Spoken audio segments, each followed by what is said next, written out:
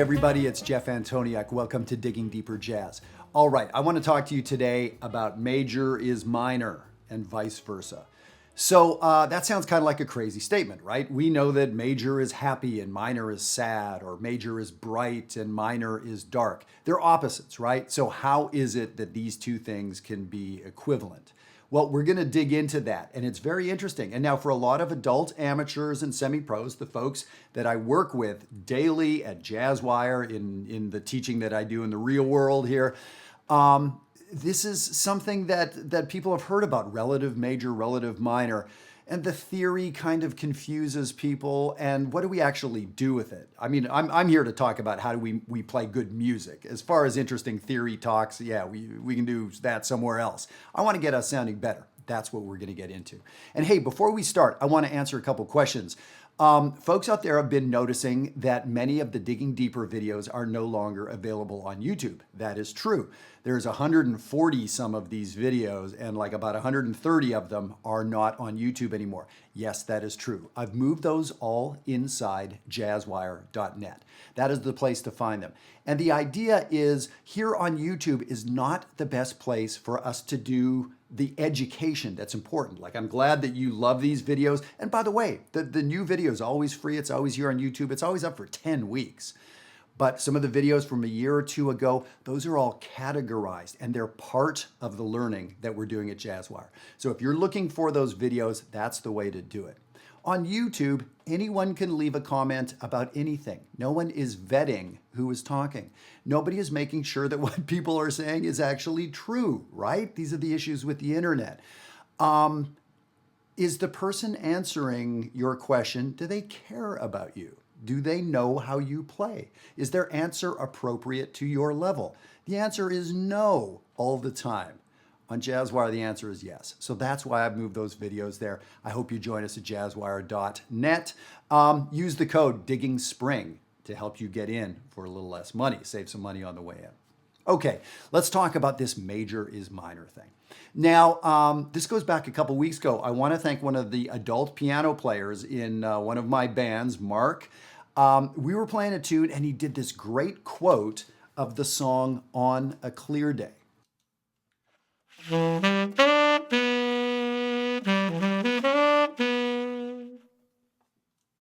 It's a really hip tune if you don't know it. And so a major 7 chord came up and he quoted that lick, or I thought it was a quote. He played it. And then 3 measures went by. Then the major chord came by again and he played it again. Very smart man, Mark. Not only did he play it the first time, but then he played it a second time. It developed his idea. It reinforced that he knew what he was going to think about. So great. So, I mean, he did a fantastic job, a cool quote or a cool lick. And then the fact that he did it twice for a listener, for me as the listener, it was really fulfilling. It was pretty hip. So that's a great lesson right there. Now, so what I did is when it came time for my solo in the class, I lead the class and it's a bunch of adult amateurs in the class. When it came time for my solo, I played that quote. And he kind of looked over at me like, yeah, I heard you do that. Then what I did is played that major quote in a minor place in the chord changes. So I used a quote that's definitely written and composed to be major, and I didn't change the intervals. I didn't make it into a minor sound. I took that major sound and fit it into a place where it would fit in a minor chord. Okay, what does all that mean? Well, let's look at it. Check out the sheet here. So you can see item number 1, we have a C major 7 chord and the melody, the way it was composed. Sounds like this.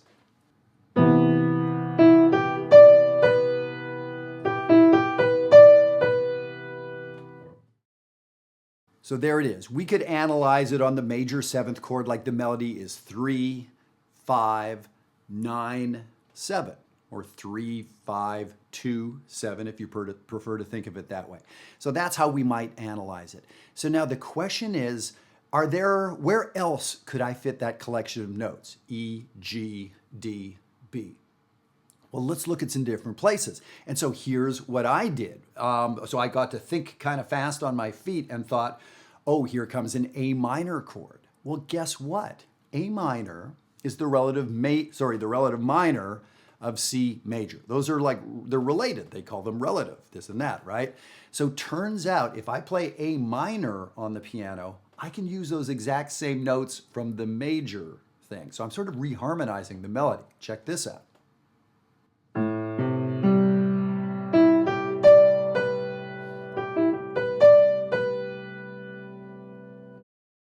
You see what I did, right? So I kept the notes exactly the same. It is the song the way it was composed, but I found a chord where it would fit. And it turns out relative major, relative minor, C major, A minor are related. So if you have a good C major lick, it may work pretty well on A minor.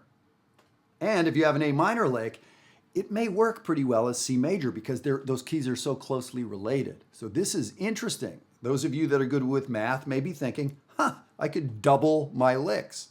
I thought I had a bunch of minor licks. Turns out every one of those is also a major lick. Pretty slick, pretty slick. So let's look at a couple other examples. In item number 3, I was sort of searching around and it turns out, well, there's some other chords where those exact same notes will fit nicely. How about over E minor?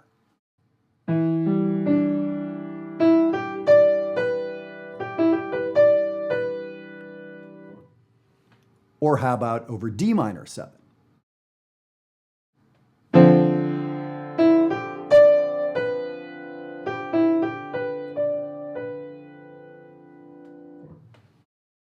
Okay, now they each had a different flavor.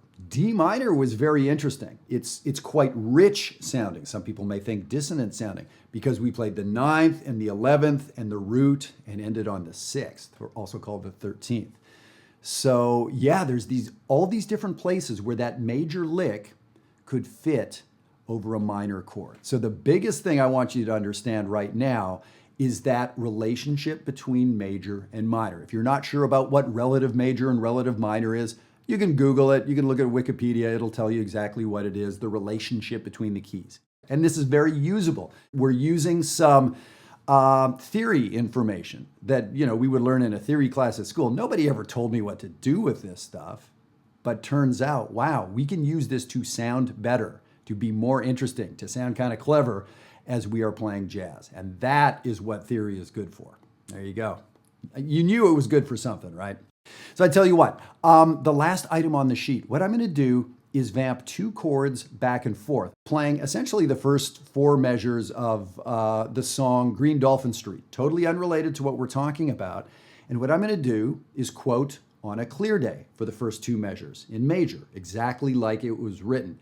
Now, when the song goes to minor, what I'm going to do is use a couple of the examples above on the sheet, and I'm going to quote the melody in an interesting place in minor. I'm going to do it in 2 different places. And maybe I'll repeat that 8-measure section twice so you can hear it. And you're going to get a sense of how we can take a little group of ideas. Some people call them cells, a cell of notes, which means just a small collection of notes, and how we can move them around inside major chords, minor chords, half diminished chords, altered chords, and find interesting places where they fit. This is really fascinating work, and it's a lot to keep in your head. I know you're already thinking, well, which notes over which Yeah, it takes a little bit of doing. Everybody out there can do it, but we need to do it on specific music in a specific way. How do we do that? Yeah, Jazzwire. That's what I do at Jazzwire. For me to explain this in a 10 or 12-minute video, it ain't really going to work. You can go experiment. Again, nothing wrong with you going to experiment, but there's a really good chance you'll sort of get a little confused or get it slightly backwards. It's very easy to do, and then get a little frustrated, and then guess what? No more of this for you, right? I don't want that to happen. I would love to work with you personally, and we can figure this stuff out together. So I'm going to do a little playing and play the last example for you. Here we go.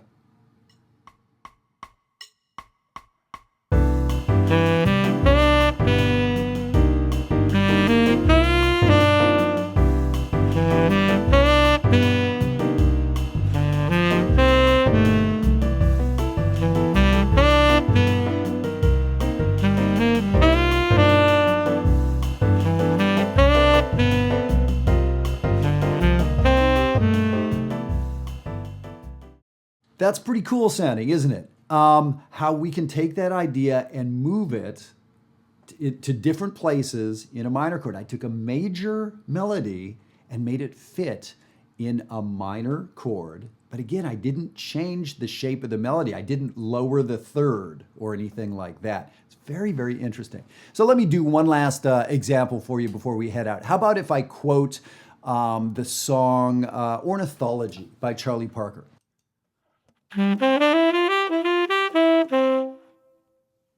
So that's a great, simple major lick. So again, it's instead of On a Clear Day, I'm going to play Ornithology. And then I'm going to move that major lick into a minor key, keeping the melody major in an interesting place. So I'm going to use the same relationships as what we have here.